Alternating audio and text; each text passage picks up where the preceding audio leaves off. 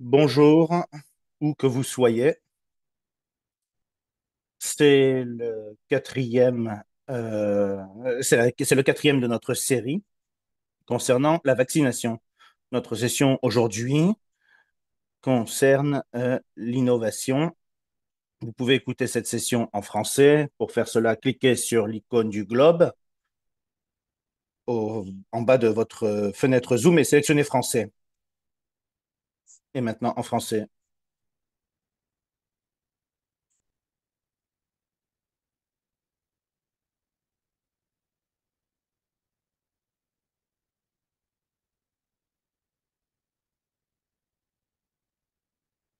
Vous pouvez aussi regarder les diapositives en français, cliquer sur Voir les options et sélectionner Michaela pour le français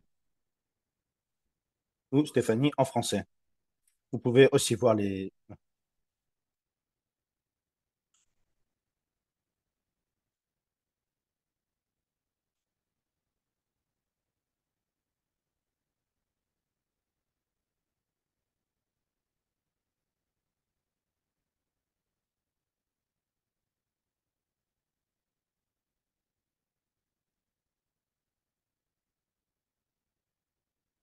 Nous serions ravis de savoir qui est avec nous aujourd'hui. Donc, veuillez vous présenter aujourd'hui votre nom, d'où vous venez.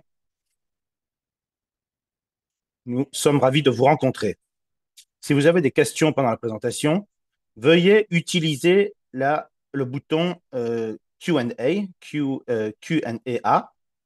Vous pouvez poser des questions à n'importe quel moment et vous- nous y répondrons après, pendant la session des questions et réponses. Enfin, la session est enregistrée comme d'habitude. Vous aurez le lien vers les diapositives également par email. Donc maintenant, je passe la parole à Stéphanie. Alors Stéphanie, merci Alex. Alors nous allons passer à la diapositive, à la prochaine diapositive. Bienvenue à tout le monde, bienvenue à ceux qui viennent souvent aussi. Nous espérons que beaucoup de participants sont habitués. Ce n'est pas leur premier. C'est une série de 5 webinaires. Alors, c'est- alors en fait, c'est vrai, c'est le neuvième webinaire au total. Alors aujourd'hui, c'est l'importance des questions du genre dans le programme pour la vaccination. Il y a 2 ans, à l'Organisation mondiale de la santé, il y avait eu des discussions. Donc maintenant, nous avons encore un webinaire dans cette série qui abordera les questions abordées à l'époque déjà. Si de nouveaux participants veulent rejoindre la dernière session, ils sont bienvenus également. Donc continuez de partager cet événement. Tous les matériaux, tout le matériel utilisé dans le cadre de cette présentation sera disponible. Nous vous expliquerons à la fin de la présentation comment accéder à ces informations, à ce matériel. Et si vous avez des questions, vous pouvez les poser à la fin. Donc maintenant, nous allons passer à la prochaine diapositive.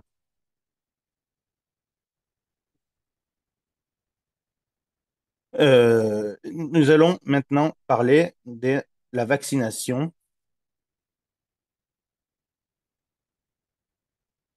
Euh, euh, donc, chacun de ces thèmes ont été un sujet dans les webinaires.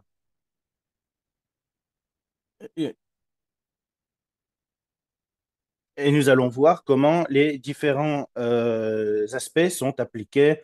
Nous allons aborder comment les collègues abordent les thématiques. Aujourd'hui, nous allons parler de recherche et développement.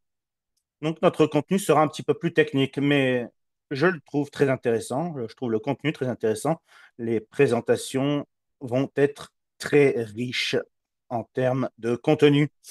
Donc, l'introduction sera très courte pour cette fois. Prochaine diapositive, s'il vous plaît. Donc, nous avons deux interlocuteurs aujourd'hui. euh, euh, en- Anna Ruggieri pour la médecine spécifique au genre et Shirin Haidari, consultante technique principale des questions de genre au département GRE de l'Organisation mondiale de la santé.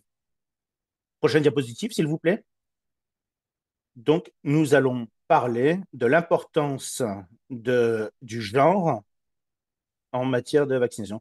Nous savons que le sexe et le genre sont des éléments importants dans la santé. Malheureusement, ce sont des éléments qui sont trop souvent ignorés. Et donc, il est difficile d'avoir des données.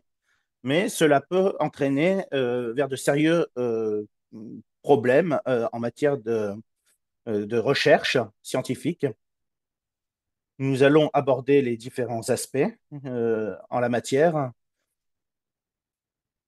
Nous allons étudier les différentes variables. Nous allons parler de la terminologie. Anna nous parlera également des stratégies que les entreprises et les organisations peuvent adopter pour mieux parler de ces thématiques. Comme d'habitude, à l'Organisation mondiale de la santé, dans la série des Pourquoi le genre est important, nous avons des lignes directrices. Donc, regardez le guide quand vous avez le temps, lisez les sections pour plus d'informations.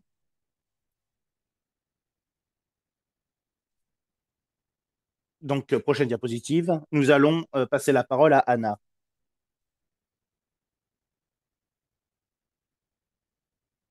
Bonjour, bonjour à tout le monde. Merci pour l'invitation, de me donner l'opportunité de faire une présentation aujourd'hui en réponse à pour parler de la vaccination. La vaccination euh, peut avoir des réponses différentes selon les sexes. Nous avons beaucoup de données qui démontrent qu'il y a des réponses, des résultats différents lors de la vaccination en fonction des sexes. Dans cette diapositive,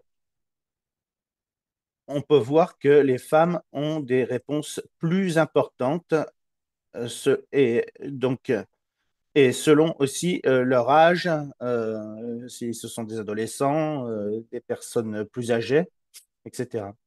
Diapositive prochaine, s'il vous plaît. Les, nous voyons,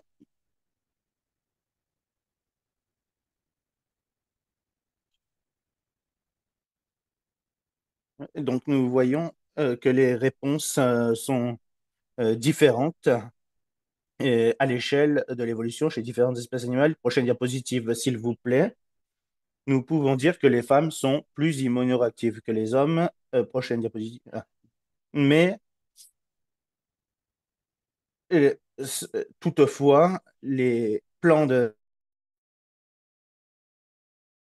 vaccination, s'il vous plaît, pouvez-vous cliquer? Merci, s'il vous plaît. Donc, les femmes sont plus immunoréactives que les hommes. C'est une conséquence. Donc, en conséquence, les effets indésirables sont plus fréquents chez les femmes que chez les hommes.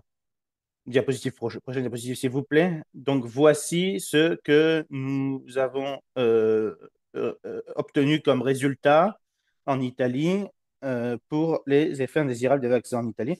C'est le dernier rapport qui fait référence aux vaccins. Ce sont les données de 2021. Donc, nous voyons que les femmes euh, rapportent beaucoup plus d'incidents concernant la vaccination. Donc, également, pour le vaccin de la COVID, les réseaux de vigilance ont reçu beaucoup plus de rapports d'effets indésirables de la part des femmes en comparaison avec les hommes. Donc, 30% de rapports d'effets indésirables chez les hommes. Et ce sont pour tous les groupes d'âge confondus. Donc, cela comprend également les effets indésirables critiques. Et donc, chez les bleus, ce sont les effets indésirables critiques chez les hommes et les roses chez les femmes. Donc, nous savons historiquement que les femmes ont été sous-représentées dans les essais de vaccination, dans les essais cliniques généraux. Euh, Nous avons déjà observé des différences entre les sexes sur les réponses immunologiques. Cela, cela a pu entraîner à des stratégies vaccinales différentes chez les femmes ou chez les hommes. Donc, il y a eu une étude aux États-Unis il y a 2 ans où les hommes et les femmes étaient vaccinés avec des doses différentes contre la grippe. Donc, les femmes ont reçu des demi-doses du vaccin et elles ont finalement eu des effets similaires à ceux des hommes que les hommes qui ont reçu, eux, une dose complète du vaccin.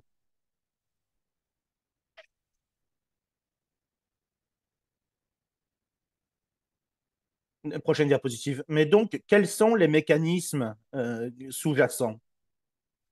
Les mécanismes relatifs au genre, euh, il y a bien sûr des facteurs comme des modes de vie différents, mais alors donc des modes de vie différents, etc. Mais donc là, nous nous sommes concentrés sur le genre, hein, ou sexe. Et nous avons donc observé des réponses différentes au niveau des hormones et au niveau génétique. Prochaine diapositive. Donc, merci. Donc, les femmes ont une réponse immunitaire plus forte que les hommes. Donc, les femmes ont une réponse immunitaire innée. Euh, Can you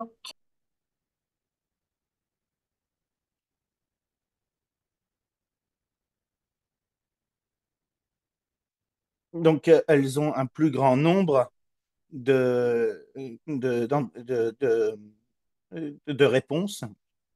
Prochaine diapositive. Donc, les hormones sexuelles, les hormones stéroïdes sexuelles sont présentes sur les cellules immunitaires, y compris les lymphocytes. Donc, les réponses immunitaires aux infections et aux vaccins peuvent être contrôlées par les hormones stéroïdes. Donc, les œstrogènes peuvent avoir un effet double. Elles peuvent avoir des effets anti-inflammatoires, mais en faible concentration, elles peuvent avoir des effets pro-inflammatoires. Les effets anti-inflammatoires sont avec une concentration élevée. En plus de ça, la testostérone peut aussi avoir des effets immunostimulants, immunosuppresseurs, en plus des effets anti-inflammatoires et des effets immunomodulateurs. La progestérone peut avoir des effets anti-inflammatoires aussi. Prochaine diapositive aussi, mécanisme génétique. Nous savons que les femmes, que, nous savons que les femmes ont 2 chromosomes X et les hommes un X et Y. Donc, il y a des mécanismes physiologiques avec l'activation d'un des 2 chromosomes, mais ce mécanisme n'est pas totalement complet. Donc, parfois, il y a une surexpression des gènes localisés sur le chromosome X. Euh, les réponses sont très élevées avec le chromosome X. Beaucoup de gènes sont en fait associés à ces réponses du chromosome X, donc on peut comprendre pourquoi les femmes ont des réponses plus importantes. Alors, qu'en est-il du vaccin contre la COVID? Les réponses au vaccin de la COVID ont été ont eu des réponses différentes, donc en fonction du sexe, du genre, de l'âge, etc. Et donc, les jeunes ont par exemple des systèmes, des réponses immunitaires un peu plus élevées en comparaison avec des personnes plus âgées. Mais les infections précédentes, qui avaient commencé avec d'autres virus, certaines personnes qui étaient déjà infectées avaient des réponses plus importantes en comparaison avec ceux qui n'en avaient pas, qui n'avaient pas d'infection. Ceux qui avaient des problèmes immunodépresseurs, etc., avaient aussi des réponses plus importantes. Dans la littérature scientifique, la réponse des anticorps contre la COVID est plus importante chez les femmes. Diapositive prochaine. Donc maintenant, nous nous concentrons sur les différences entre les sexes dans la réponse à la vaccination. Surtout que les femmes, du coup, sont susceptibles sont très vulnérables. Les travailleurs de la santé aussi représentent une catégorie cible pour la vaccination car elles sont très vulnérables à l'infection. Donc, il faut vraiment que nous identifions les différences entre les sexes, les marqueurs biologiques, etc. Prochaine diapositive. Nos résultats ont montré euh, que chez les femmes, les réponses sont plus élevées que chez les hommes. Donc, vous pouvez voir le rouge pour les femmes et le bleu pour les hommes.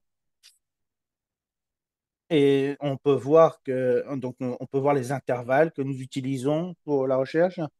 Nous pouvons voir également les résultats avec la deuxième dose de vaccin. Prochaine diapositive.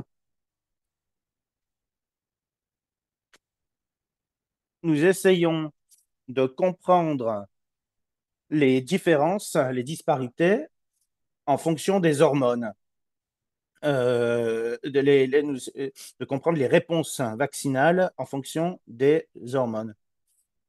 Donc, il n'y a pas de corrélation, par exemple, entre niveau de plasma. Mais si vous regardez du côté droit, nous pouvons voir que avec la testostérone est associée de manière positive à la réponse anti-S. Nous voyons des niveaux plus élevés de testostérone dans le plasma lors de la vaccination. Donc, cette association est significative pour les hommes seulement, pas pour les femmes. Donc, cela peut montrer une réponse sérologique. Prochaine diapositive. Mais la question est, les différences entre les sexes en matière de réponse des anticorps au vaccin ont-elles un impact sur l'efficacité de la vaccination? Prochaine diapositive. Donc, pour le vaccin contre la COVID, les résultats scientifiques n'ont pas vraiment montré de différence. Bon, prochaine diapositive. Oui, montrer la totalité de la diapositive, merci. Donc, quand on voit la littérature, les études sont assez rares, difficiles à trouver, et les résultats entre les différentes études ne sont pas consistants. Différentes études évaluent différents impacts, différents aspects de la vaccination, certains l'efficacité, d'autres les réponses symptomatiques, les maladies symptomatiques. Prochaine diapositive. Dans notre pays, nous avons effectué une étude à l'échelle nationale de l'efficacité des vaccins contre la COVID pendant la période de la pandémie, lorsque la variante Delta du SARS-CoV-2 était prédominant. Prochaine diapositive. Mais ce qui est important en tant que variable, c'est très bien montré dans cette étude menée menée pour évaluer l'efficacité spécifique et le potentiel, par exemple, contre l'herpès génital. Ces vaccins, sur le côté gauche, on peut voir qu'ils ne sont pas efficaces. C'est un aperçu général. Il n'y a pas vraiment de, cela marche pas vraiment. Mais lorsque l'étude où les sexes ont été différenciés, on voit que les études ont bien marché pour les femmes, par exemple.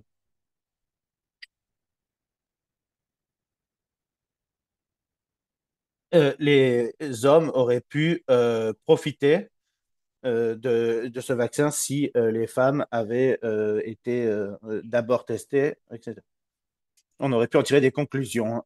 Prochaine diapositive. Donc, après l'immunisation par deux doses, les femmes ont développé des titres anti-S plus élevés que les hommes, mais elles avaient plus des réactions indésirables au vaccin et aussi plus graves.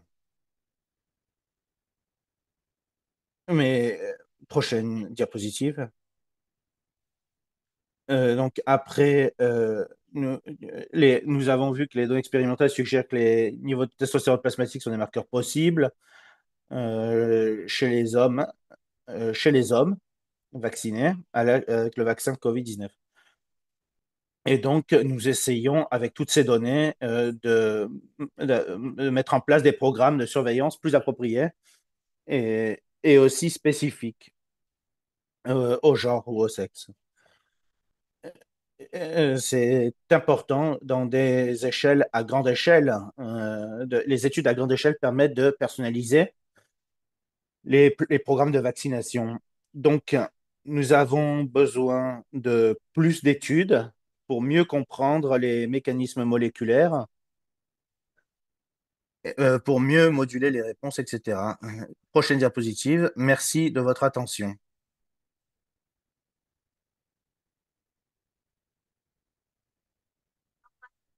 Merci beaucoup, Anna. Et aussi Shirin. Si vous avez des questions pour Stéphanie, mettez-les dans la box, dans la boîte questions et réponses. Merci beaucoup, Stéphanie. Super présentation de la part d'Anna. Du coup, cela va être beaucoup plus simple pour moi maintenant de continuer et de vous parler du pourquoi. Est-ce que c'est très important de mener des études, des études concernant le genre et la vaccination. Donc, passons à la prochaine diapositive. J'aimerais commencer avec cette diapositive. C'est une image que nous connaissons depuis très longtemps. Là, c'est un extrait d'article de 1973 sur les différences de sexe ou de genre dans tous les domaines de la médecine. Et 50 ans plus tard, nos connaissances se sont améliorées, et donc nous devons vraiment avoir des approches systématiques en matière de recherche et notamment de vaccination. Et donc, pour les études sur la COVID,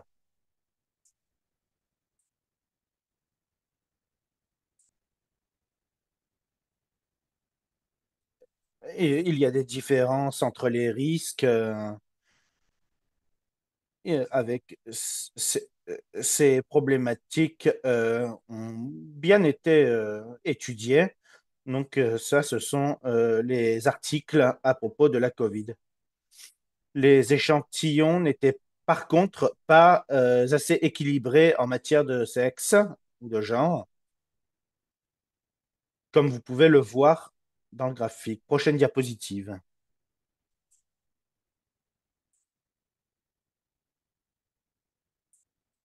Euh, donc, nous devons ignorer certains aspects de la recherche. Les études sont rarement conçues pour prendre en compte les différences entre le sexe et le genre. Et si ces aspects sont pris en compte, euh, les données sont rarement concluantes en matière de sexe ou de genre. Et les, et les résultats des études sont souvent présentés comme s'ils pouvaient être appliqués également aux hommes ou aux hommes, aux femmes, à n'importe quel genre ou sexe. Les, les préjugés liés au sexe et au genre dans la recherche sont vraiment importants. Il est vraiment important bon, il est important de comprendre que ces guides, ces lignes directrices ne sont pas des directives normatives de l'OMS, mais ce sont un petit peu des conseils. Nous essayons d'encourager la recherche à avoir une approche systématique du sexe et des dimensions du genre dans les publications. Et ces recherches, ces lignes directrices sont bien sûr importantes pour toutes les disciplines, et puis qui s'appliquent aux humains, aux animaux, et puis pour tous les domaines de recherche, le génie civil, le génie biologique, l'intelligence artificielle, etc. Et donc, au début, ces recommandations sont donc maintenant applicables au cours de tous les cycles de la recherche, du début de la conception jusqu'à la fin. Prochaine diapositive, s'il vous plaît. Donc, nous allons vous donner un aperçu des lignes directrices. Les lignes directrices fournissent des principes généraux et elles peuvent être appliquées à tous les domaines de recherche. Euh, L'une des recommandations est de faire attention avec les termes entre sexe et genre. Euh, lorsqu'on parle d'organismes, etc., nous devons pouvoir différencier selon le sexe. Et, bon, afin de pouvoir analyser les résultats de manière correcte. Parce que des fois, les résultats sont différents en fonction du sexe, donc il faut pouvoir avoir une nomenclature précise, scientifique, pour pouvoir les différencier. Prochaine diapositive, s'il vous plaît.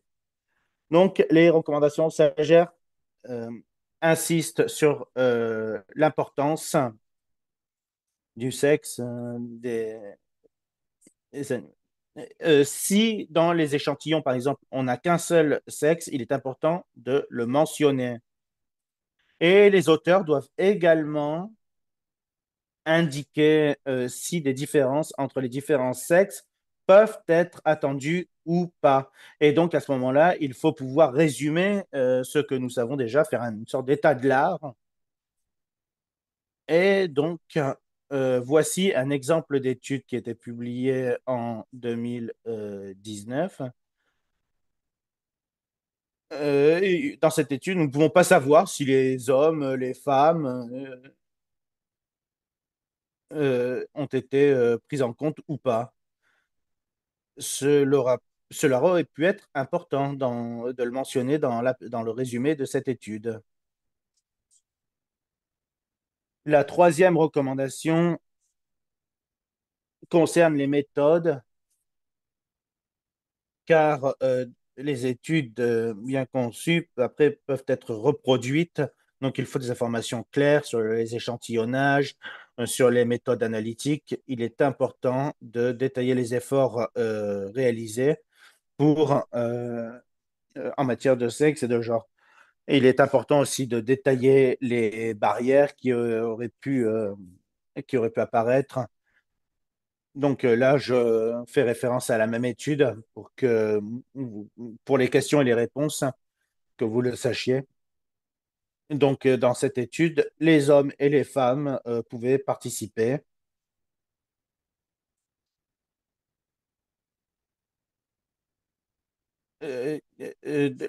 Chez les femmes, par exemple, qui sont en âge de procréer, euh, pour ces femmes-là, il y a eu des taux inférieurs, hein, de participation à l'étude. Prochaine diapositive. Et donc, il est important d'être transparent, clair et complet à propos des sources des données et des méthodes utilisées sur le sexe ou le genre, afin d'améliorer l'exactitude, de minimiser la confusion, d'améliorer la fiabilité et de permettre une interprétation pertinente. Il est important de savoir comment les données sur le sexe ont été collectées. Est-ce que c'est par le génotype ou en analysant les données, ou alors en utilisant les données autodéclarées, par exemple le sexe autodéclaré à la naissance. Et est-ce que ces données ont été approuvées par les chercheurs? Je pense que c'est très important d'être très clair sur les reports.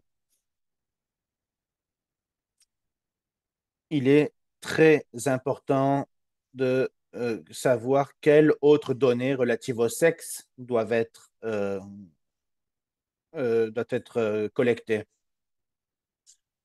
Mais, il ne suffit pas de savoir le sexe spécifique, mais il y a d'autres données intéressantes. Par exemple, dans le contexte de la COVID, aucune étude n'a étudié, le cycle menstruel des femmes et le vaccin contre la COVID. Alors que dans d'autres études, qui sont apparues bien plus tard, on a observé un impact euh, entre le vaccin contre la COVID et des cycles menstruels irréguliers. Les résultats, donc cela fait partie des recommandations SAGR les plus importantes. Les, résul- les résultats doivent être systématiquement présentés en fonction du sexe. Il est important toujours d'avoir une analyse significative basée sur le sexe et le genre. Ou alors, si cela n'est pas possible, il est également possible de le justifier. Si, par exemple, si l'étude n'a pas été conçue de manière suffisante pour pouvoir aborder ces thèmes. Mais dans tous les cas, les données brutes doivent être publiées afin que dans le futur, d'autres chercheurs puissent mener d'autres études en s'appuyant sur ces données. Prochaine diapositive, s'il vous plaît. Et donc, pour euh, montrer, donc Anna a expliqué déjà ça auparavant, il y a des différences de sexe, nous le savons, et cela résulte en différents effets, en différents résultats. C'est un point critique. Il faut se concentrer dessus, il faut aborder. Prochaine diapositive. Comme l'a dit Anna, nous savons qu'il y a des différences de réponse vaccinale. Plusieurs études l'ont démontré. Plusieurs études ont démontré que les femmes avaient des réponses vaccinales plus importantes. Pas tous les vaccins, malheureusement, fournissent ces données différenciées entre les sexes, mais il y a des différences claires. Nous pouvons le voir. Par exemple, avec le vaccin contre la COVID. Il est important d'inclure tout ça dans les analyses. Prochaine diapositive, s'il vous plaît. Donc, donc en matière de rapport, les participants, et certains ont eu des effets indésirables très sévères, hein, très critiques. Certains pour des raisons biologiques, d'autres non. Mais les échantillons sont un petit peu compliqués aussi parfois. Certains n'ont pas pu participer, certains ont eu autre chose à faire, certains. Ouais. Donc, il est vraiment important de comprendre comment les essais cliniques sont organisés et est-ce qu'ils permettent également un équilibre correct entre les différents sexes, genres. Prochaine diapositive, s'il vous plaît. Et enfin, la section des discussions doit mettre en avant les implications. Et s'il y avait une absence d'analyse en fonction du sexe ou du genre, cela doit être justifié.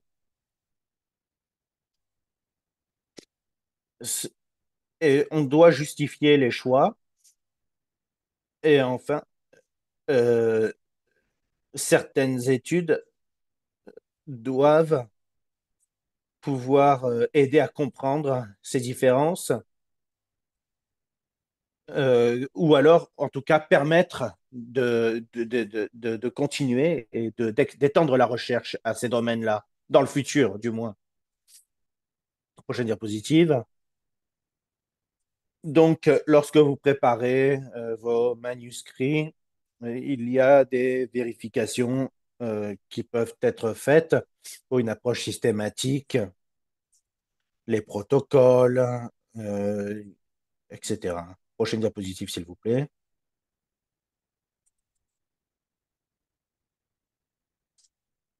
Et une publication il y a 8 ans a permis maintenant d'adopter plusieurs recommandations. Beaucoup d'organisations les suivent maintenant et ces lignes directrices sont disponibles dans plusieurs langues. Donc, si vous voulez télécharger, n'hésitez pas. Prochaine diapositive, s'il vous plaît. Comme vous le savez peut-être, en 2023, l'OMS a adopté les directives SAGER. J'aimerais préciser que pour l'OMS, des méthodes précises sont très importantes. Et cela est important pour l'équité en matière de santé. Les lignes directrices sont importantes car elles permettent une approche systématique de tous les chercheurs et cela permet une collaboration de tous les organismes et à travers tous les domaines. Et cela comprend également des rapports de routine, des analyses appropriées. Ces lignes directrices s'appliquent à tout le travail de l'OMS, mais également à tous les collaborateurs de l'OMS. Et l'OMS s'appuie dessus pour produire du contenu. Ça permet également de concevoir des programmes, de les utiliser pour la collection des données, la production des données. Prochaine diapositive. Et enfin, il y a des preuves, mais qui sont pas assez poussées en raison du manque d'études. Donc, la recherche doit systématiquement tenir compte du sexe et du genre dans la conception. C'est très important pour créer un écosystème cohérent. Prochaine diapositive. Et merci de m'avoir écouté. Et j'espère que vous aurez l'occasion d'appliquer ces règles dans votre travail dans le futur. Et maintenant, je repasse la parole à Stéphanie. Merci, Chirine. Merci, Anna. Si nous pouvions revenir à l'avant-dernière diapositive, c'est un graphique très intéressant, une représentation visuelle très intéressante, très complète de la complexité de la thématique, de la problématique. Nous devrions passer plus de temps à regarder ce graphique et nous devons nous assurer que la conception de nos études utilise ces conventions. Il y a bien sûr des limites. Par exemple, lorsque nous recrutons des sujets pour les études, il peut y avoir plusieurs effets qui, des fois, ont des rapports différents, des causes différentes. Mais il est important d'appliquer les mêmes méthodes, que ce soit en matière de sexe, de genre. Les interventions doivent être considérées de manière globale sur tout le cycle de la recherche. pour pouvoir ensuite traduire les résultats, etc., en recommandations, euh, pour pouvoir expliquer pourquoi nous appliquons telle ou telle chose en matière de vaccination. Donc, nous avons déjà quelques questions. Donc, mais j'espère que les participants vont continuer de poser des questions. Une des questions est,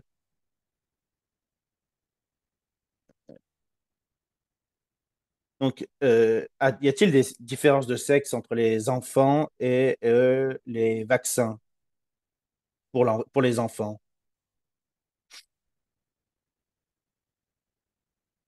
Alors, en pédiatrie, la différence de sexe est assez rare. Il y a très, très peu d'études en matière de sexe et de pédiatrie. Toutefois, il y a des preuves qui montrent qu'il y a quand même des réponses immunitaires vaccinales plus importantes chez les enfants, chez les petites filles. Nous l'avons vu dans un des slides, dans le diapositive que j'ai présenté. Plus les enfants ont de toute façon plus de réponses vaccinales sévères, hein, critiques au vaccin que les adultes. Mais des fois, on pense que parfois, les hormones sexuelles peuvent avoir des effets pour déterminer les différences vaccinales, les réponses vaccinales. Mais nous sommes sûrs qu'il y a d'autres mécanismes que nous ne connaissons pas, mais qui sont impliqués dans les réponses vaccinales des enfants.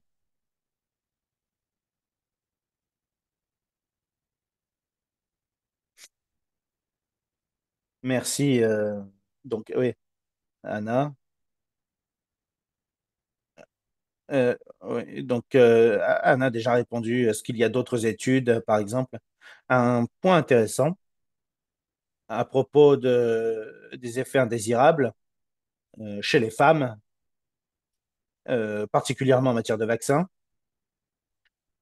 c'est comment on sait, euh, est-ce que cela a un effet, est-ce que cela a des conséquences, est-ce que les femmes veulent moins prendre, sont plus adverses au vaccin après avoir eu des réponses vaccinales, des effets indésirables sévères? D'un point de vue individuel, les femmes ont des réponses vaccinales avec des effets indésirables plus sévères.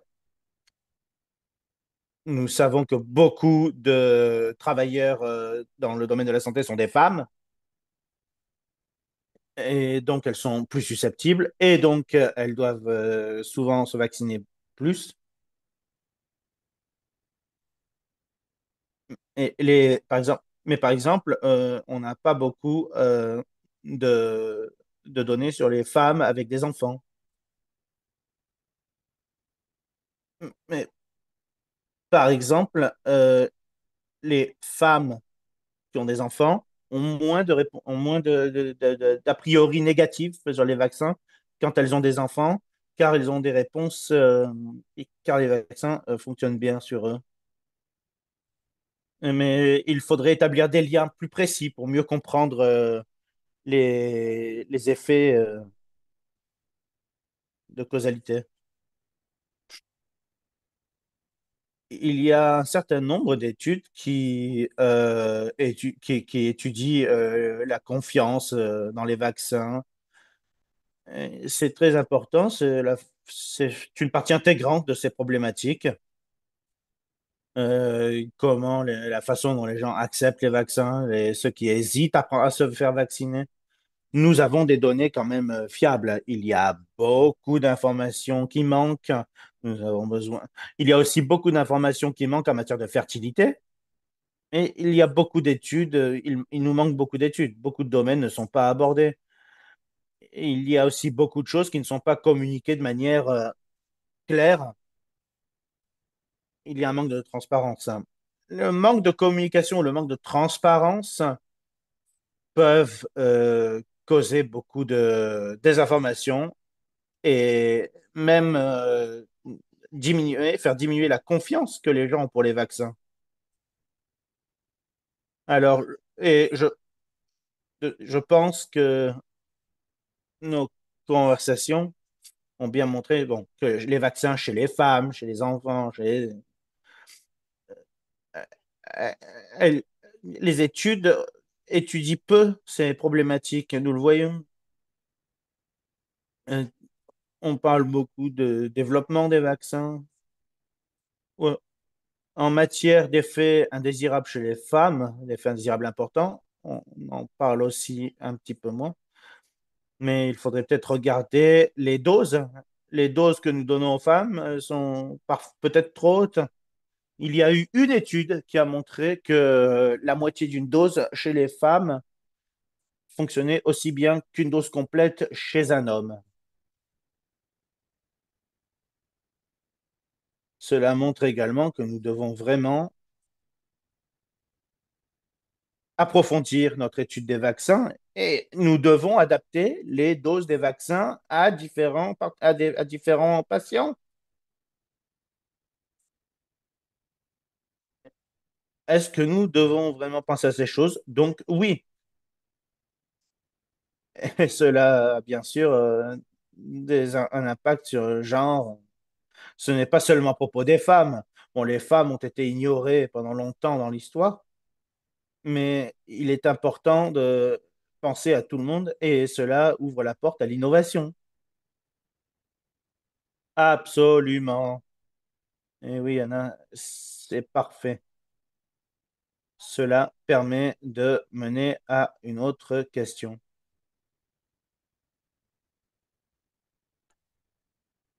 En matière de différentes doses, alors est-ce qu'une dose moins importante, etc., est-ce que ce sont des choses auxquelles nous devrions penser plus souvent?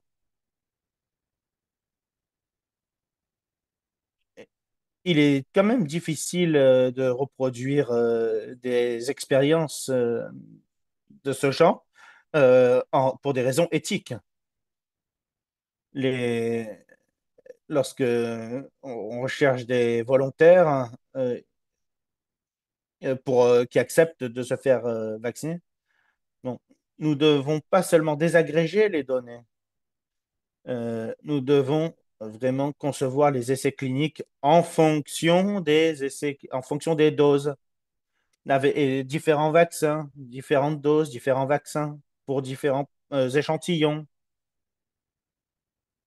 Nous devons tenter des modes de livraison différents également.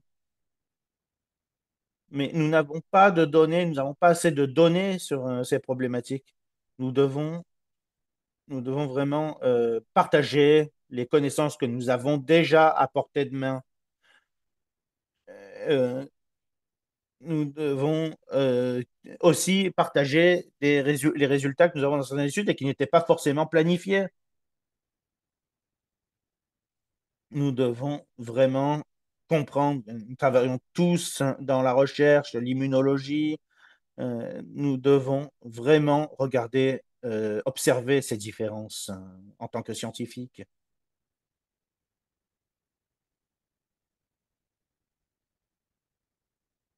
Merci, oui, oui, c'est bien, il faut encourager les chercheurs qui publient à avoir une approche systématique, à avoir une analyse systématique également. Donc, voilà. Toutes ces méthodes, toutes ces problématiques doivent être maintenues tout au long du cycle. Je pense que nous avons répondu à toutes les questions d'une manière ou d'une autre. Et bon, il y avait quelques répétitions, hein. Anna a déjà parlé nous avons parlé des hommes, mais de tous les sexes, genres et des hommes. Nous avons également rappelé qu'il était important d'avoir plus de preuves, de recherches, d'études abordant ces problématiques. Il y a une question quand même qui ne fait pas vraiment partie de l'étendue de cette présentation.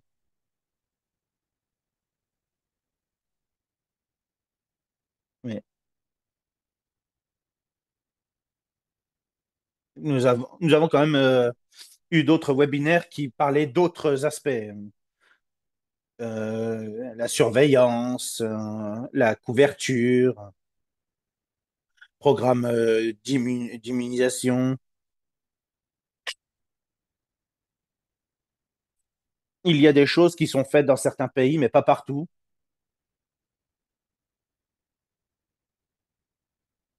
Nous avons parfois des périodes de vaccination, des périodes au cours desquelles les gens prennent plus de vaccins que d'autres. Ce n'est pas nécessairement le cas dans les études, mais cela dépend des programmes. Il y a aussi des problèmes d'égalité en matière de genre, de sexe. Et, bon, si vous aviez, si vous vouliez poser une autre question à ce sujet, n'hésitez pas. Est-ce que euh, chez les femmes, est-ce que les anticorps maternels, la vaccination chez les femmes a un impact sur la production de ces anticorps? Euh, Elle module les réponses vaccinales chez les enfants. Le, les anticorps maternels sont facilement transmis aux enfants. Donc, je pense que cela couvre les, la période vraiment initiale de la vie, les quelques premiers mois des enfants, lorsque les enfants sont nourris au lait maternel. Une fois que leur système immunitaire augmente, l'enfant crée ses propres anticorps et commence à les utiliser. Et à ce moment-là, il crée des antigènes en fonction de ce qu'il rencontre au cours de sa vie.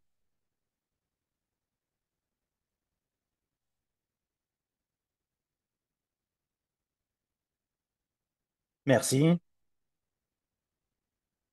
Donc, nous avons quelques minutes. Il nous reste quelques minutes. Est-ce que quelqu'un d'autre a une autre question? Chirine, est-ce que vous souhaitiez ajouter quelque chose d'autre? Oui, je peux répondre à la question de Fazil. Comment pouvons-nous vraiment permettre au public de comprendre? C'est important, c'est intéressant.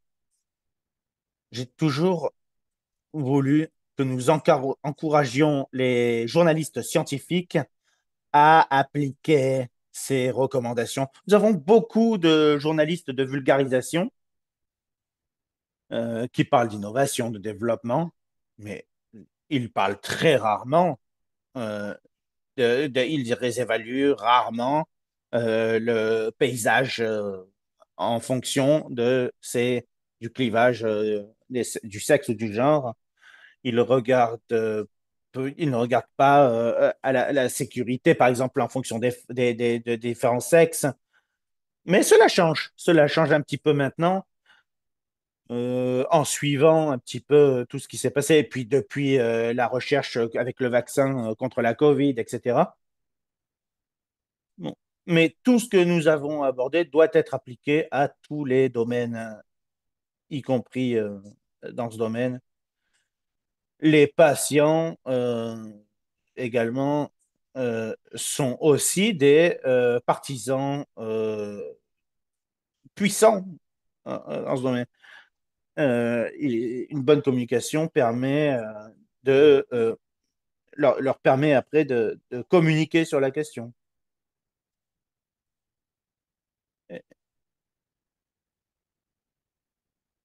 Et par exemple, quand les patients posent des questions sur les études, comment ça marche, etc., c'est très important, car les patients peuvent en parler et communiquer. Ah oui, absolument. Oui, la rappelle un petit peu les, euh, les voitures, par exemple, hein, avec une approche systématique, hein, la programmation, la communication. Voilà. Donc là, c'est pareil avec les patients, on doit vraiment penser à la sécurité. Nous devons permettre aux gens de prendre conscience de ces problématiques, de bien les comprendre. Il doit y avoir un dialogue entre tout le monde, entre les fournisseurs, les prestataires de soins et le public.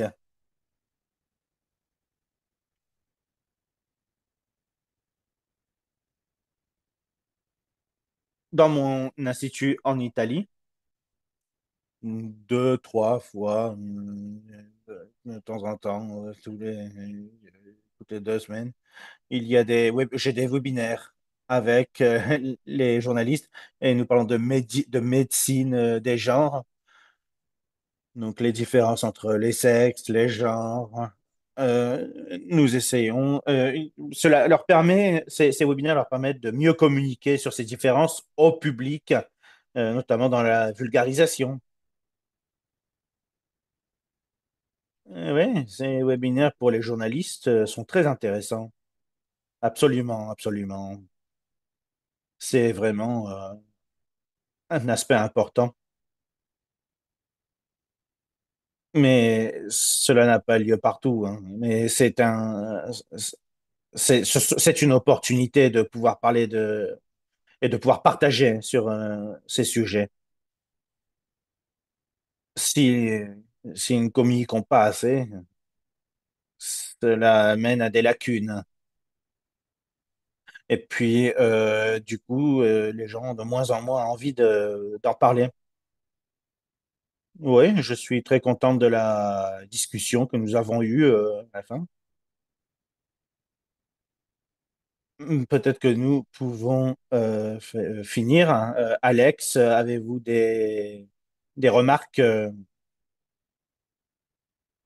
et ce webinaire et le dernier seront disponibles sur notre page. Tout sera envoyé par email comme d'habitude. Si vous avez des questions supplémentaires, n'hésitez pas. euh, Posez-les sur les forums, sur nos forums. Le dialogue est également facile de cette manière. Les membres de la communauté sont aussi très actifs, donc n'hésitez pas, profitez de ces opportunités. Quelque chose d'autre, Alex? Non, tout est parfait. Nous pouvons terminer cette session. Merci à Alex, merci aux interprètes, merci à Michaela, merci à Anna, merci à Chirine. Et puis nous espérons nous revoir dans un mois, en juillet, pour la dernière session de la série. On se verra à ce moment-là. Merci, merci. Au revoir. Merci.